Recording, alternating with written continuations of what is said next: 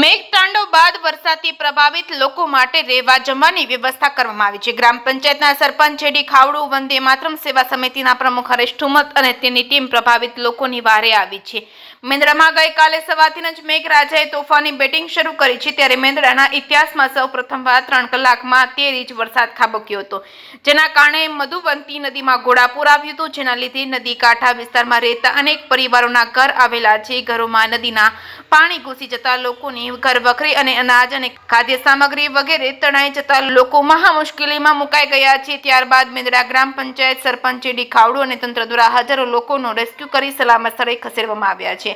આ તમામ લોકોને સામા કાંઠે આવેલા શીમ પ્રાથમિક શાળા ખાતે ખસેડી આશરો આપવામાં આવ્યો છે અને આ વિકટ પરિસ્થિતિમાં વંદે માતરમ સેવા સમિતિના જિલ્લા પ્રમુખ હરેશભાઈ ઠુમર તાલુકા ટીમ દ્વારા આ તમામ આશ્રિત લોકોને ભોજનની વ્યવસ્થા કરવામાં આવી છે। હજુ પણ કોઈ પ્રકારની જરૂરિયાત ઊભી થશે તો વંદે માતરમ સેવા સમિતિ ટીમ દ્વારા કોઈ પણ પરિસ્થિતિને પહોંચી વળવા હંમેશા માટે મદદરૂપ થશે તેમ લોકોને જણાવ્યું હતું। જે કે સિંહ ગુજરાતી સાથે કમલેશ મહેતા, મેંદડા।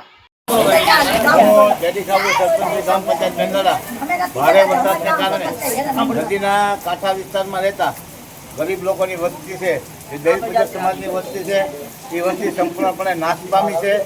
કેટલા લોકો નીકળ્યા છે અને કાઢ્યા છે અને હજુ પણ કામગીરી ચાલુ છે। અહીંયા સીમશાળા સ્કૂલ છે, અહીંયા બધાને આપણે લઈ આવ્યા છે, તેની વ્યવસ્થા પણ અહીં કરવાની છે।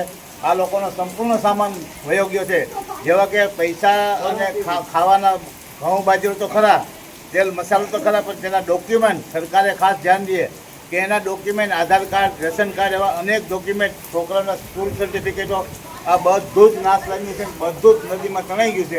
એટલે સરકારશ્રીને મારી વિનંતી છે કે આ લોકોને તાત્કાલિક વહેલી તકે ન્યાય મળે। અહીંયા મેંદડાના